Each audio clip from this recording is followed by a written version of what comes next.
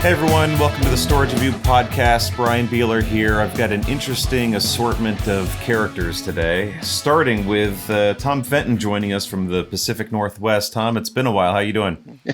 You mean the smoky Pacific Northwest? I'm just watching the forest fire smoke, man.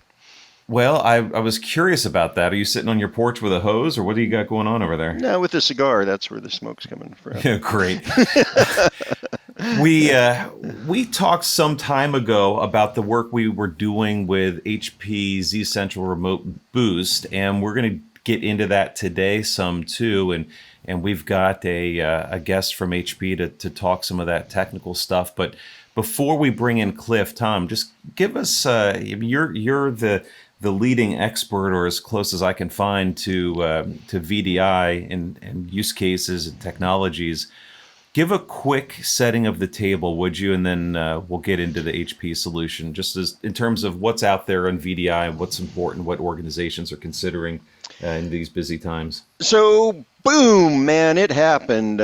6 months ago, the world basically changed, and VDI actually became the year of VDI. We've been talking about that for the past 15 years. I got back with it when VMware first released View, and every year this is the year of VDI, and then finally it happened. I mean, and it happened in a big way.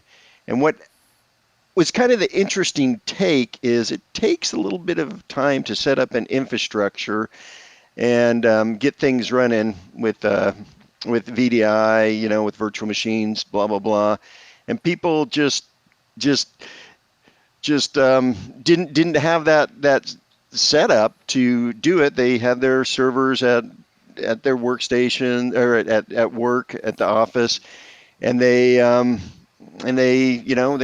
kind of in a predicament because they had to get their work done, but they couldn't go into the office. And that's about the time that we kind of hooked up with HP, and they came up with this great solution where you could use those machines rather than trying to set up an infrastructure for it. And I think they've helped out a lot of people. And we're just fortunate enough to kind of be talking to them at the right time, and they had the right product for the right time. Yeah, so let's get into that a little bit. Cliff Robin joins us from HP. Cliff, how are you doing today? I'm doing well, gentlemen. How are you? We are doing well, I think, speaking for Tom. We've got smoke over here, too, in Colorado. Yeah, you can see it from there. So Tom brings up an interesting point. This is something you guys were working on already, of course, and there's some prior versions of this type of solution that you used to call remote graphics software. But take us through the timeline and what HP had to do to accelerate the release of this suite of software. Sure. So you mentioned remote graphics software, RGS, which has actually been around since 2003, and it's something we started out using with different customers and came from some work we did with NASA, and it really kind of stayed as a very niche product for working with larger enterprises and has slowly become available. Starting in 2011, it was license free with Z, so that kind of increased the footprint. But it was still one of those things, as you were saying, Tom, every year, this is the year of VDI, it's always part of that infrastructure, and it was really about high performance. So we looked at this, and we looked at where we thought things were going. And this is 2 years ago. So we decided that, what we really need to do is put this together. We're in kind of a unique position as we have what we call the endpoint devices, the laptops, all the thin clients, everything even the monitors and the keyboards, all that stuff at home. And we also have the compute resources, workstations, whatever you might want to connect to. And we had our connection remote boost, but we needed a little bit more to manage that for the glueware. So I championed having a couple different features, one of them being specifically the scaling that you mentioned in your article, and then also the ability to do remote power with AMTV Pro. And then that's something that we decided to also pair with some product hardware that we announced, the Z4R, which is basically, I like to say that they basically took what we call a Z4 and they did like a sword, which you smash it down and lengthen it out, and it became a 1U rack. Right. And that was all started, a year and a half, 2 years ago, planning. So what happened was we had picked March 20th as our launch date of this year. That is something that was determined, into last summer, that this is where we're Okay. going to Yeah, funny launch. timing. Yeah. So, just anecdotally, I went away for spring break with my 7-year-old, and all of a sudden I get in texts like, do you know this? Do you know that? Well, okay, what's going on? Oh, it's okay, because they didn't want to bother me. And finally, I'm starting to realize it looks like we're launching without launching. So what happened is with any company, a software at least, obviously you have your files that are already being validated, and we're posting them, and there's some processes to get it out to the web and get it available for sales. So instead of doing that, we posted everything to an FTP site, let every customer know who was asking us it was available, and that we were covering everybody for licenses with 90 days, no questions asked. And this was both for Connect and Remote Boost. And that then I basically was on the phone for the next 6 weeks, 7 days a week, working with whoever wanted it, companies large or small. And it didn't matter if they were Dell houses, Lenovo houses, or HP houses. We took care of everybody who asked. And the word got around that HP wasn't, they'd like to sell you something, but let's talk about that later. Right Okay. now, let's get everybody, from a family point of view, let's keep everybody working the best we can. And probably the largest group that had the quick need uptake was the Media and Entertainment Group, because they literally sawed in half from what they call post-production, whether it's for the videos or movies, and all of a sudden they can't get to their studios, where they have Avid or other editing equipment. It's all workstation-based, high-end stuff. And they never had really facilitated that for VPN access, because why would you? That's all their IP right there. That's the family. The most important things that they're doing is, the next major blockbuster. That's everything there. They can't leak. So now it's a real security issue. So we worked with that to get those editing stations remoted, and from DreamWorks to QVC to Netflix to just take your pick. We helped and worked with those folks, whatever they needed. There's been a number of, we just did a thing with Blur Studios where I interviewed them, and they were able to get back up and running in 2 days with everybody at home, and they were able to keep their pipeline going. So it's really, it's kind of the perfect storm, if you will. You had the people at home with something to connect to, and you had the things that needed to be connected to. And there's, we're getting into something I call phase 2. We can go into that later, but basically we had the point-to-point needs, and we had the right software for the job and the ability to implement it with our worldwide network of sales folks and technical folks. So you covered off on a ton right there. So I want to break some of this down, and I want to start with this NASA thing that you spent 0.0 seconds on, that I think is really cool. So if we're just talking to a normal person watching the news at night, and they're seeing these images from rockets and satellites and rovers, something's got to facilitate that, because we're not exactly talking about a high-speed connection between Mars and Houston or wherever they're beaming these things back. I know it may not be your exact strength, since this is going back a little while to the early 2000s, but can you spend any time talking about that Mars rover deal and how that worked and how HP got involved in that? Well, it was actually HP Labs. So HP Labs started working with NASA on, to your point, how could they get the right information down, but it had to be high quality, right? So it was important that they have a means that provided, regardless of how long it took, but to make the data as small as possible, but at the time keep it as high quality as possible. And there really wasn't what was needed, available publicly. So we helped them with what we call HP1. It's a codec from HP Labs, and it was also submitted as a JPEG standard. although it's not really widely used. And it's slow a little bit, but it has a lossless mode, which was what was really key to NASA, so that these pictures could come down and it would be in a lossless mode. This, over the times, improved to what we call HP3, which is our key, one of our key value adds to the Remote Boost software, is that this genesis of HP1 and the rover programs led to HP3 and something that's more optimized for sharing your desktop, but it still has its genesis back in the HP labs. How long? Do you have any idea how long a photo would take to get from Mars back to the States to the U.S.? Not directly. I mean, they were using it then, hours. It's not. But it was high quality. I mean, anybody can. If you go out to the Mars rover pages, they're just full of pictures that have been downloaded. And I can't really say the time it takes, but it's pretty cool. We'll put a link to that in the description in the show notes. All right, so Tom, the other thing that Cliff hit on that I think is important that I get hung up on sometimes is what the heck is remote work? What is VDI? And I think a lot of us think about it as call centers, as sort of more boring and mundane, sort of mass market. What Cliff's talking about with the HP solution, especially in that post-production, scenario is providing access to your distributed workforce back into their high-quality machines. That's not really what people tend to think of, though, when they think VDI. How do you segment that? Right, absolutely. In the early days of VDI, and I'm going to kind of make a little bit of a differentiation here.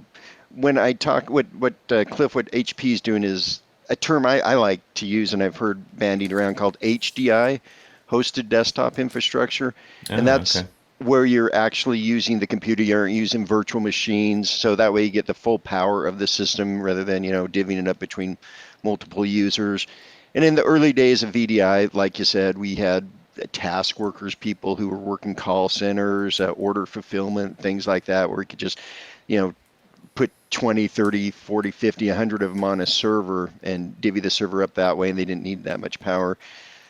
And that was a good model. In fact, it's still quite an attractive sales point. But what HP did is they said, let's give you this whole computer, all the processing power, all the memory, all the storage of it, just like you were sitting at your data center or at the office, and we'll remote that to your home where you're safely secured and away from your coworkers, so you're basically having the same experience as you would at the work, because speed of light's rather quick, and so you don't really see any lag. So people now can do it. People who do engineering, who do CAD CAM work, who do media, who need that instant response, that can't hesitate or wait for the lag and need the full power of it. Now we're at a point that we've evolved enough that we can do that. We can have the servers, the workstations, in a secure location, but have the workers working from wherever they want. So HDI versus VDI. Yeah, I think that's a critical differentiator and a good way to think about it. And I can't believe I learned something from you today, Tom. I'm impressed.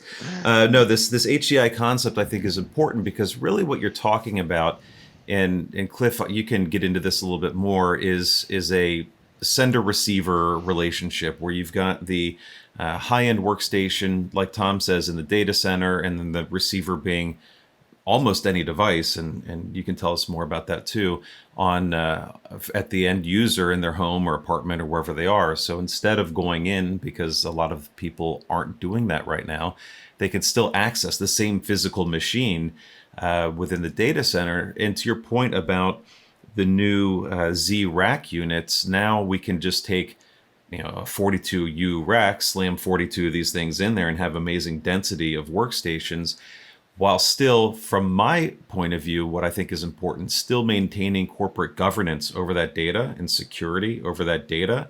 We all know, and we talk with Vince all the time, our video guy, that data, those leaks from movie sets or things that happen like that get sniffed out or whatever. There's a million different ways for that data to get out there. And now the end to your latest superhero things out there and and is ruined. So security and corporate governance and backup, I mean, all those things are important to me. But so really what we're talking about here is like Tom says, empowering organizations to leverage that investment they've already made in these high-end desktops and still supporting the remote workforce that can use almost any device to access it. Cliff, what do you have to add there? Well, a couple things. So, as you think about this, when people talk about VDI or HDI or whatever you want to call it, it doesn't matter to the end user, right? It's the experience that's paramount, right? So we use these terms to try to quantify things and put them in boxes. But, as somebody who just wants to work, I don't care how this stuff does. I want to connect. I want to connect now quickly. And I don't have to think about anything because it's the same experience as I had with my, on site as wherever I may be. And it also lets me be flexible about what I happen to take home because maybe I don't have a monitor or I'm working off a laptop. So with that experience is kind of where we come from all this. So we ran into two interesting scenarios. We have this concept of racked and workstations and data centers, but nobody cared. What they really cared about was, we think we're going to come back to the campus one day. Hopefully that's good for all of us. So there's so much stuff that was left in place. It's all still under everybody's desks, but it's all remoted into, and it's also managed, in some form or fashion, so that if you had a call center or that was happening, working with workstations or whatever device they're using, and half of our user base is virtual machines, whether on-prem or Azure or AWS, because of the high-speed nature of what we do. It's just it's such a great experience that they are, their instantiation. Sometimes the instantiations of images drive people nuts. The whole, boot up of Windows, where it used to be go get a cup of coffee. We're at that point. If you're with a lot of times when you're dealing with on-prem VM, and it's funny to hear the same kind of, well, I just want it to work, like connect and I go. I don't want to wait for it to come up. It seems to take forever. Not realizing just in and of itself that technology is pretty cool. The fact it works at all. It's a software-based PC. But whenever you have a software-based PC, you always have limitations in hardware. You're sharing the CPU, the memory. The data solutions can kind of be the same.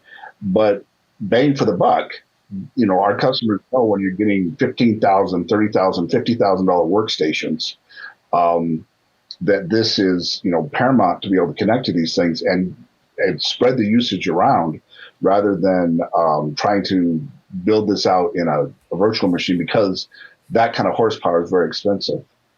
Well, so you talked about experience, and I think that's always been the challenge with the remote workforce, whether it's VDI or HDI or any of these things, is will I be able to do what I want to do without being impacted by lag? And that's always the biggest fear.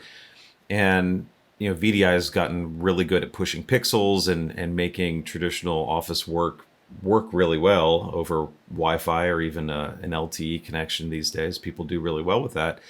But you're talking about perhaps the most discerning audience of all. The creative pro has no patience for nonsense. And the difference between rendering a video or an image or completing that technical workload, it comes down to the hardware. It comes down to the GPU, the RAM, the CPU, all that stuff. What's the challenge in convincing that audience that you can use an HP system at home, but it doesn't have to be. It can be, you've got clients that'll run on pretty much anything. How do you convince them? Do you just have to get them to try it and see that it can work? Well, I guess if we're talking specifically M&E, I don't have to, because they're already in this space. One, they don't want to send a $30,000 workstation home. They're based on studios, right? So you have editing bays, and typically people check in and out of editing bays, and they're all connected back into content. Well, I don't want that content going to somebody's house, and they probably don't want a $30,000 piece of hardware sitting in their office, their house, because it's not secure. It wasn't ever made to be secure to detect that. And there's the additional thing is no one person works on the pipeline, right? So we need people to approve it. We need editors. We need other production people, legal to look at these things that are in process. So we also have in our remote boost software this collaboration mode that allows the workflows to stay intact. So I think that's the thing that I probably spend the most time on. It isn't so much trying to convince them to try this. They already see the need. It's like we have hardware, we have people, I need to get them back together. But they also have a way of doing the work. And that's where I've spent a lot of time going, hey, don't worry, that we can do this. And tell me how your workflow does. What's your approval process? Because a lot of it's visual, like the lead animator or the lead editor comes and looks, hey, I put everything together. What do you think? Oh, well, we got to trim 15 minutes or 15 seconds and a better thing, whatever that is. And they do it, and then you look at it again, reiteration, right? And normally they come into the editing bay and look at it, or they see footage dumped someplace that they could grab it. This way, they just drop in, same idea, look over my shoulder, see what's going on. And I think that to me is the biggest thing is, educate, and education's a different thing, but we can talk about that too. But keeping workflows intact is really key for the disruption or the lack of disruption as we all go remote. Yeah, so we set up a couple Z2s, a Z4, some other stuff in our lab, and Tom, you were working with it remotely all the way from the upper West Coast to Cincinnati over the line, and having a good experience with it.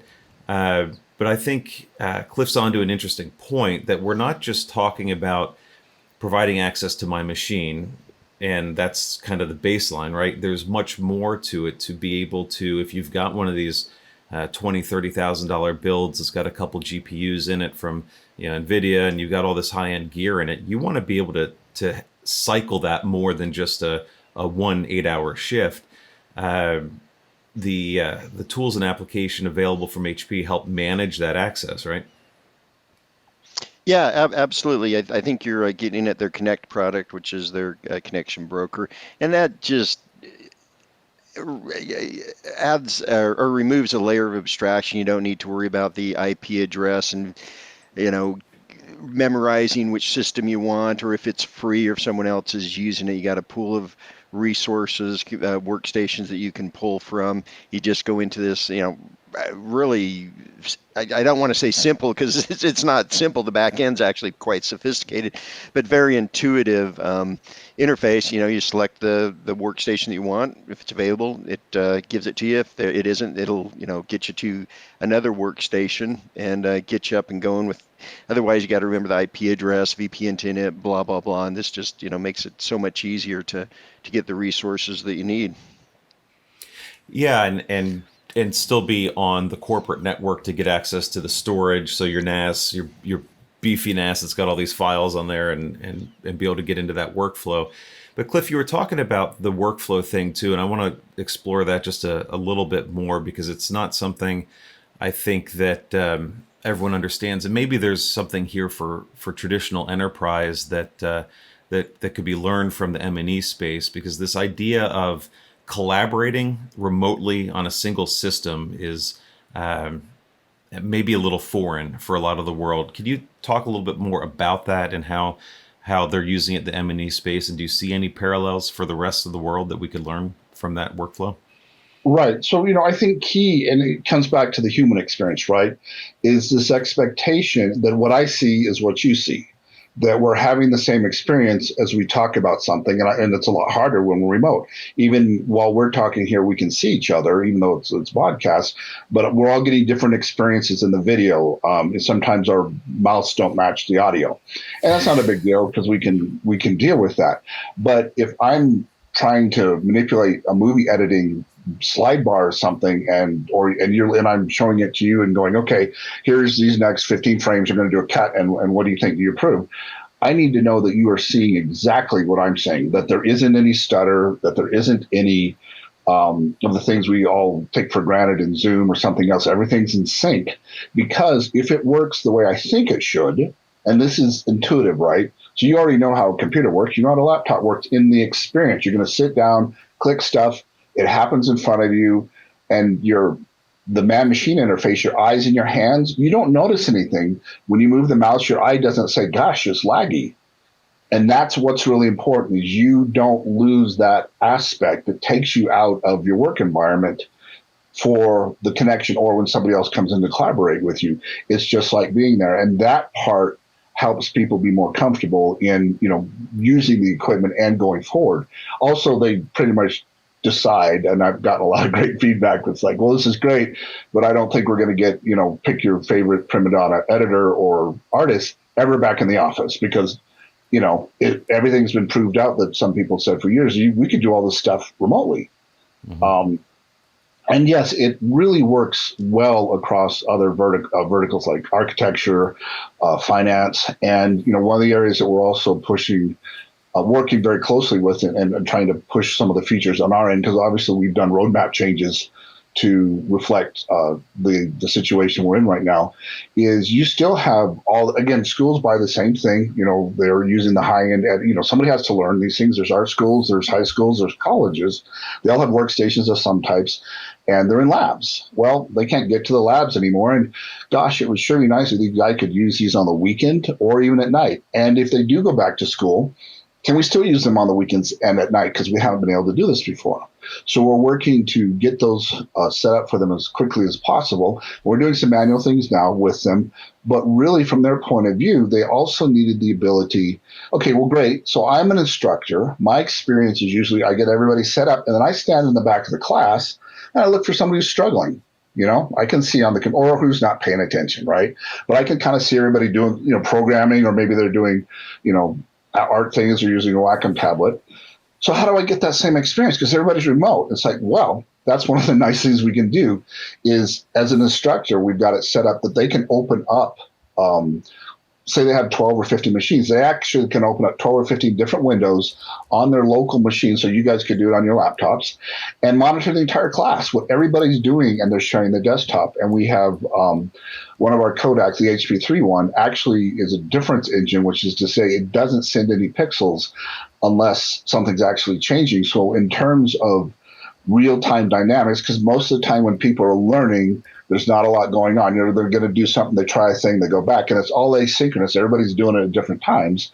You ended up with something that's very bandwidth efficient for somebody to monitor these systems. As an instructor, I'm just looking at the different windows, and somebody says, hey, I got a problem, and I have machine names, and I go like, okay, let me see. And I'm already dropped into their session, and I can manipulate the keyboard and mouse, or we choose to let them give me permission. It's just, it's baby steps right now. We're learning, and part of that learning is improving the tools. And we've got a great team working on this here at HP and the ZCentral side of things. So, yeah, I mean, you talk about learning and talking about, too, accelerating the release of this software as work quickly shifted on us in March. What have been some of your key learnings, or maybe even some things that were unexpected that came along the way?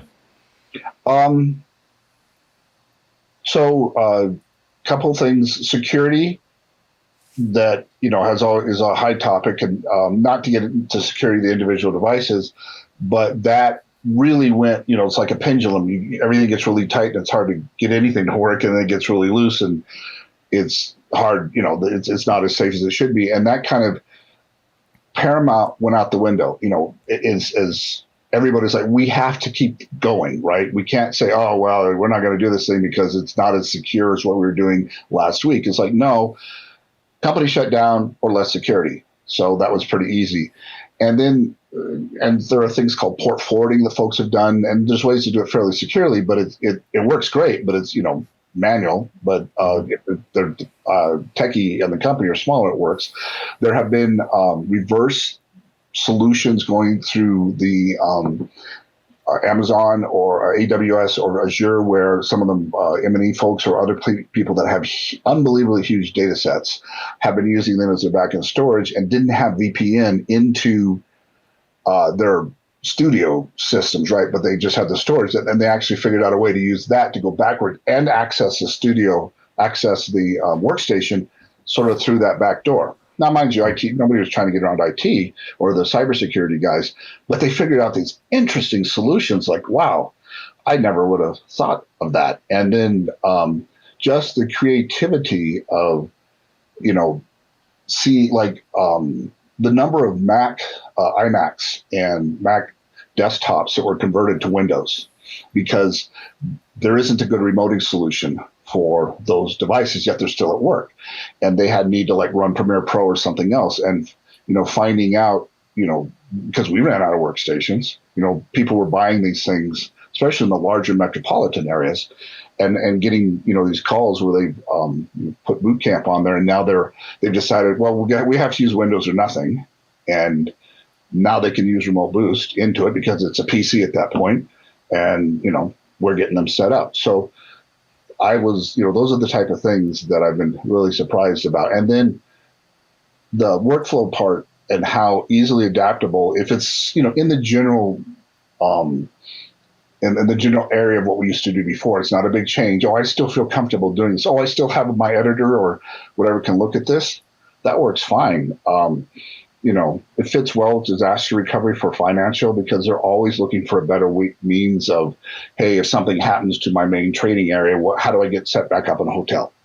Mm-hmm. or whatever it takes to keep going. The collaboration for M&E, or not M&E, excuse me, for like product development worldwide. We're seeing a lot more. Somebody from Singapore, is able to collaborate with somebody in the U.S., but it's not looked at well, yeah, we could try that, but it's like, no, let's do this. It's easy because, they have really good pipes, and there's a lot of other things coming to market, not necessarily from us, but different solutions that companies out there are looking to improve the experience, point to point, because that's really the hardest part. Is the internet's what they call the non-deterministic network, right?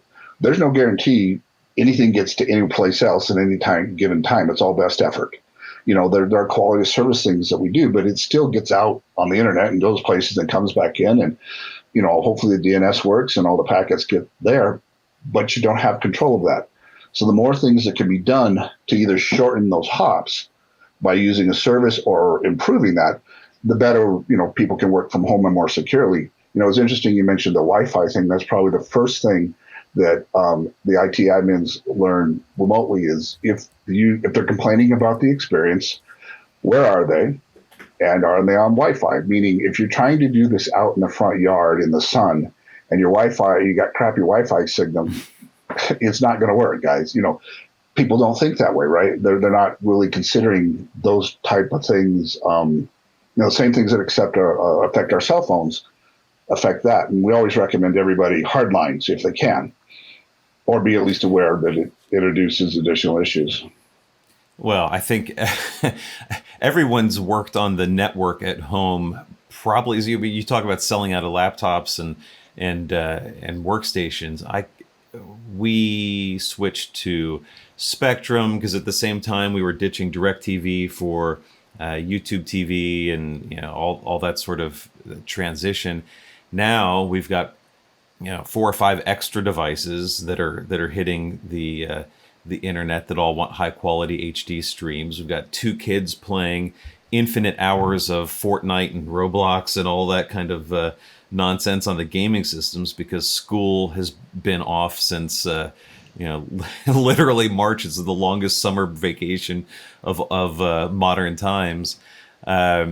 So yeah, I mean the network, everyone's had to fight that problem about how to ensure quality and professionally doing the Zoom calls and everything else. I mean this all sort of flowed together at either the right or the wrong time, but you have to have the tools to make it work. And this access to high-end workstations is certainly part of it. But Tom, you talked a little bit about the ease of use on from the application side. What's your takeaway? And we're going to do a deep dive on the technical side on this next week and do a video. And so I don't want to go super deep here, but what's your take on the softer side from the experiential side? Like some of the things that Cliff's talking about around end users being able to do this kind of stuff quick and easy. And what do you think? Yeah, the setup for it was extremely simple. When I was doing it here locally, I mean, just IP address, bam, download the receiver, install the sender, and it was really a painless install. And then when I connected from our Pacific Northwest lab to the U.S. Central lab there in Cincinnati, beautiful Cincinnati, Ohio, Thank you. VPN, and didn't really notice any difference in lag. And something maybe we can get Cliff to chime in on here in a bit is when we use some of their compression algorithms, the bandwidth usage dropped by, what was it, 80%? Is that right? It was just incredible what they can do with compression to reduce the bandwidth usage. And also I got a chance to work with it on a bunch of different kind of devices. I used the HP MT45, which is a really slick, it's a beautiful laptop form factor, thin client. No problem connecting with that at all. It actually had the receiver already installed on it. Used the T640, that was the thin client. Again, this thing's just a monster of a thin client. Has, I don't know, 5 HDMI ports, and I think I used 3 of them just because I kind of ran out of monitors for that. Again, displaying on all 3 of those screens. Just displayed beautifully, and even using the Dragonfly. I feel like I'm an HP ad here. Even using the Dragonfly laptop, it had the gesturing on it. You could use those gestures like you were on a remote system. So it was just real easy. In fact, I kicked out this report just really quick because everything just kind of fell into place. So it was really a painless experience. You used some of the thin clients you used were the 640 or the 740 is a nice one, but the laptop form factor, the 45T, is not a super high power system and not real expensive either, considering you can install the client on even a Mac OS, a MacBook Air if you wanted to. I mean, HP, I'm sure, would rather you buy one of their thin clients. But the point being is that for the end user, you don't need a beefy thing to make this go. Yeah, absolutely not. I actually use my other work laptop that comes from Dell. Again, just installed. I had my 2 monitors hooked up to it, and it just worked, which is the best thing you can say about software. It just worked. That's actually a good point. Cliff, you guys have 4K and multi-display support built into this thing, right? Right. And a lot of that comes about, as you play with the features. There are things you can do to make it very simple, which is, hey, just match my monitors at home to whatever I connect to. But those things introduce context changes. So if you're rendering or you're doing something that's already high performance related and you left the machine going and you come back in and there's resolution changes, that can cause bad things.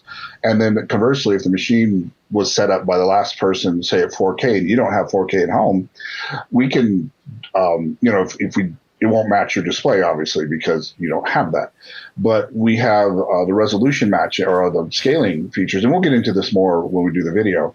But that allows any laptop or any modern compute device using AMD, Intel, or NVIDIA graphics solutions to scale the pixels up and down, and you get what Tom was experiencing for working at home. And it's especially critical. I have 4K displays at home, and I typically remote into 1080p systems, but I can scale them up to be my full screen, and I can't tell the difference between local and remote in terms of looking at the icons and the clarity, and I'm not confused about, wait, what's this little screen, what's this window over here? It's just taking up one of my whole monitors, and I'm good to go. So, and to the bandwidth point, and again, we can talk about next week when we do the video, switching back and forth, and I'll share some of the tips and tricks. But out of the box, we have certain settings that we believe give the best experience. But as you found out, and I talk to people about this all the time, because there's a lot of legacy VPNs out there that limit users to 10 megabits, and with a single display at up to 60 frames per second, 1080p, you can have an amazing experience under 10 megabits. And it just works. We use the hardware acceleration in the NVIDIA cards, the advanced AVC, advanced video compression, and the graphics cards, both the Quadros and the GeForce, all have what they call a media pipeline, and we exercise that if you choose to enable that, which is great because most things that you would use Avid or editing software, Photoshop, they use the pixels engines and the shader engines in the graphics card. So it's actually two separate things. One's not generally being used, and the other is probably being used by your application. So it gets along very nicely. Yeah, that's pretty strong. I was thinking too about other use cases for other things you do in the office. A lot of these creative pros will have USB drives or thumb drives for moving things around from maybe cameras to systems, or gosh, in the old days we used to print stuff. I don't know how much of that gets done anymore. But are you able to facilitate those types of workflows too, and how would that work if you're hitting a system from home? Right. So this kind of comes into what I would call swim lanes. So you bring up some very good. Everybody runs into those needs, right? How do I get the data to the machine? But there's also a converse. Do I want you to get the data to the machine? And generally, the answer for enterprise class on a lot of these things is no. I do not want you to be able to get directly to that machine. So we actually aren't optimized for that. There's some simple things you can do by plugging in a USB drive, and for like smart keys or authentication. That's kind of what it's designed for, but it's not designed to transfer a 100 megabit file from one system to the other for security reasons. Because at the base level, there's one drive. There's lots of good solutions you can do to drop it in on this PC and it shows up on the other one. But we there's a couple things that we do. We try to keep it simple, and two, do no harm. So that's keeping it simple has to do with, as you found out, you just kind of make it work, and it does. It's a light, it's what I would call lightweight on the web client for Connect. And then out of the box, Remote Boost is just designed, to point if you know the IP or the host names, and it just works. There's nothing else you have to do. It just comes up. But when you get to some of the other fussier settings, we can actually disable the USB ports, or the admin can, so those don't even work. And there's a lot of customers that, with their proprietary data that they spent, $200 million filming, they don't want that getting out. And they can be secure that it didn't. And then the do no harm part, again, that comes back to what I just said. We're trying very hard not to accidentally introduce any security holes. Like, hey, I can just copy this locally. I'll work on this tonight. No, you can't. If they want you to, you guys have figured that out. You guys be the IT admin or cybersecurity, and the user. There's a way to do it. Like HP has OneDrive, so and a couple other things. So if I want to sync something to my machines that I use for demos, or just the ones we use for work, I use OneDrive, and it's for my smaller data needs, the 100 of megabytes, it's fine. But we have other customers that, there's other solutions out there. So it really depends on your needs. So you've got a lot going on. We're going to do the technical demo next week. So that'll be on YouTube for people that want to check that out after they hear the pod. Can you give a peek at anything else coming soon? I know you talked a little bit about that rack system. Z's been updated on the hardware side. So that's cool. There's a lot of new systems there available to pro users. But on the software side, anything new you've got to come out with to address these emerging and changing needs? Sure. Well, let me touch on hardware just for a second, because this is the first time that for the workstation side, we're actually launching hardware and software that that have dependencies or work together on each other. I shouldn't say dependencies, but there's value add of better together. Sure. So this 4R, which is a rackable 1U of what we call a Z4 class system, and we can get into some of the specs of that, or put links out there to that. And we've got some beautiful exploding videos of showing how it's built and the engineering that's in it and what you can do. It's gorgeous. But specifically, there are two power supplies in it. And these are redundant power supplies that you can hot swap in and out.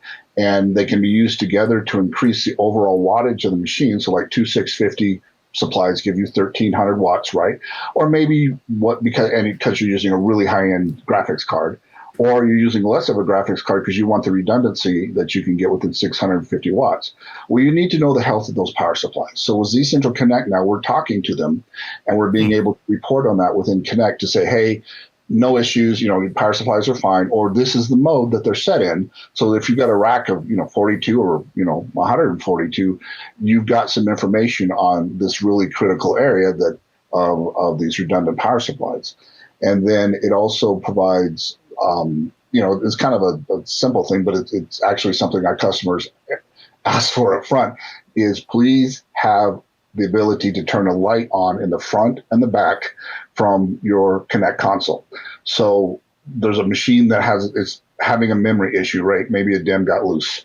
So I hit this light and then you go into the data center because I'm at home and now you know which machine. I didn't have to tell you it's a raised it. Yeah. Yeah. I mean, I'll probably tell you what bay and row it is, but it's sure a lot easier to look for the little special flashing light that's the only one on this whole stack. Well, anyone that's been in a data center looking for failed drives to replace appreciates the blink command. That was actually a learning for us that they wanted this a standalone light. And it was like, oh, okay, because this is an area that we're very excited to learn and improve in. On the software side, so that kind of covers that. We are getting kind of the first steps toward a better managed thing for education and having the notion of the pool and being able to offer some features for disconnecting users automatically when they're no longer using the service or they didn't log out correctly. And what we're really excited about is some preview software that we're supplying. So again, back for the M&E, but it also applies to the same areas for engineering and the arts for M&E for the schools is pressure sensitive tablets to us, like Wacom. Mm-hmm. So, they've got all these points of pressure when you draw. I can't draw.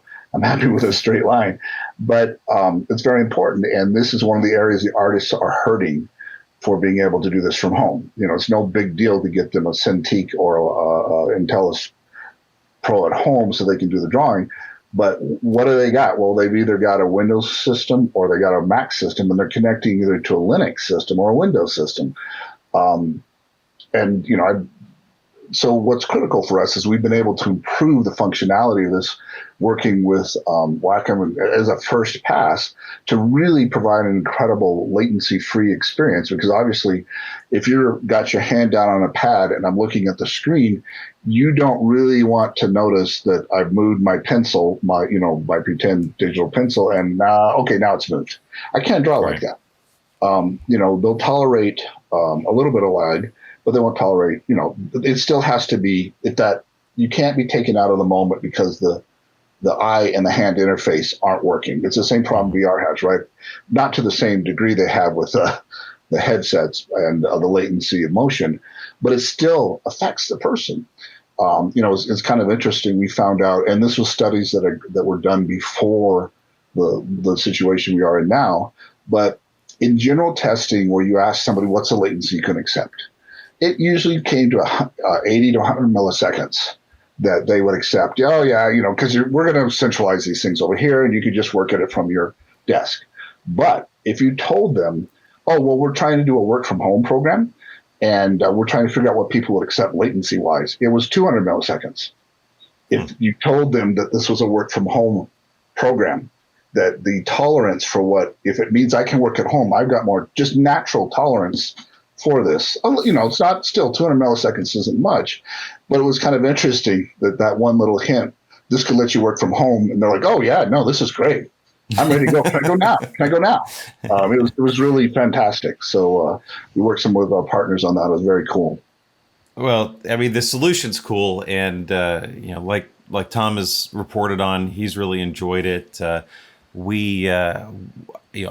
like the utilization. So from a business management standpoint, getting more out of those expensive assets. I like the security messaging in terms of keeping those computers contained within conceivably the data center, if that's where you want to put them, or at least on your network so that you can manage them well. and the ease of management on the software side too. And like we've teased a couple times, to that point, we're going to do that next week and do a demo and go through all of this. So if any of these topics are interesting to you, Cliff and Tom and I will be back on YouTube next week to do this via video and do a deeper dive on the technology. But for now, Tom, thanks for checking in from Pac Northwest. Try to stay safe out there. Yeah, can I make a slight change? Yes. At the beginning, I said that 2020 is the year of VDI. I think next year is going to be the year of VDI, and maybe this year is the year of HDI. Because people don't have to set up the infrastructure. This could easily be the year of HDI. All right, Cliff, parting thought. Yeah, so for the folks that are listening to this and are going to tune in next week, if you already have a solution, whatever that is that gives you this portal experience, whether it's direct, using other software to a machine or a virtual machine, try a couple things. Can you find out, is it driver dependent? If you can use any driver, or do you have to use a specific thing, or is it a virtual driver? And does that cause problems with your application? The other thing is, while you're remoting, change the resolution 3 or 4 times. See what happens. Does your system stay stable, or does weirdness happen? And it's not really the experience that you would expect if you did the same thing local. Because we're going to touch on those things next week, and of course, you can imagine what the answers are. Yeah, and it's free on Z, right? That's true. It is license free on Z, and that's since 2011. Now, I haven't found anybody who's come to me and said, "Oh, I've got a machine older than that. Can we run it on it?" But what that means is anybody who has a Z book or a Z workstation from 2011 on can just load the software from our website, hp.com/ZCentral, and it will work. It used to be called RGS. Now it's Remote Boost. But if you already have a Z machine, you just upgrade. You just install it, because it looks in the software install and says, "Hey, I'm on family," and away we go. And we will put that link in the notes. Everyone can check it out. You can check out Tom's report. Next week, you'll be able to check out the video, and we'll keep cruising along. Again, thanks, gentlemen, for participating in the pod today. Good conversation. I learned a little, which always surprises me with Tom. So I'm glad we could do it. Thank you both. Yeah, I hope one of you can show up with a MacBook too. We'll test that. Perfect. We'll get it done. All right. Thank you.